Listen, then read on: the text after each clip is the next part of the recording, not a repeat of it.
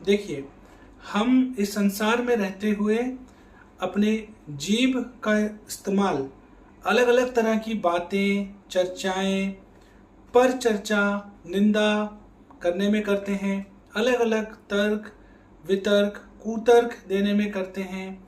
इसी जीभ का प्रयोग हम अलग अलग व्यंजनों का स्वाद लेने के लिए करते हैं। फिर अलग अलग जो टेस्ट्स हैं, चाहे मीठा, कड़वा, नमकीन, तीखा इत्यादि के लिए करते हैं। पर क्या हम कभी ये सोचते हैं कि इस जीभ का अगर थोड़ा सा प्रयोग हम प्रभु के नाम जाप के लिए कर लें तो हमारे जीवन में क्या बदलाव आ सकते हैं।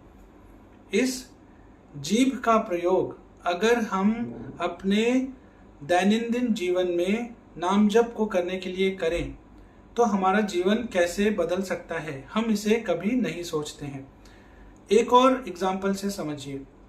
जब हम भ्रूण के रूप में माँ के गर्भ में होते हैं, वहाँ पे अलग अलग रासायनिक प्रक्रियाएं होती हैं, अलग अलग टेम्परेचर जोन्स होते हैं।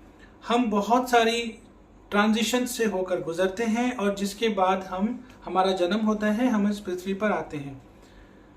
पृथ्वी पर आके हम ट्रांजिशंस को, उन सारी चेंजेस को, उन सारे वातावरण के बदलाव को उतने अच्छे से कहीं ना कहीं झेल नहीं पाते, अडेप्ट नहीं कर पाते, अट्यून नहीं कर पाते, या उस तरीके से इजीनेस फील नहीं करते।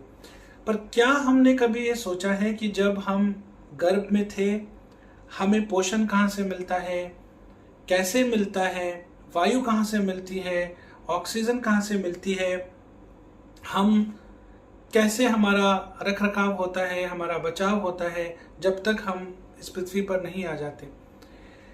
इन सारी जो चीज़ें हैं, इनके पीछे जो सूक्ष्म ऊर्जाएं हैं, जो सूक्ष्म कारण हैं, जो सटल एस्पेक्ट्स हैं, हम उनके बारे में कभी ध्यान नहीं देते। ये आप एक और एग्जाम्पल से समझिए। ये सारे एग्जाम्पल्स इस वीडियो में दे रहा हूं ताकि आप चीज़ों को गहराई से रिलेट कर सकें।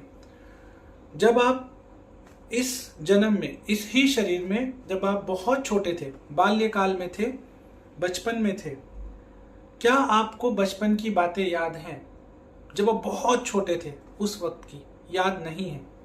तो जब आपको इस ही जन्म में, इस ही शरीर में रहते हुए इस बचपन की ही बातें याद नहीं हैं, तो पिछले जन्म और पिछले जन्म और उसके पूर्व के जन्मों की बातें आपको कैसे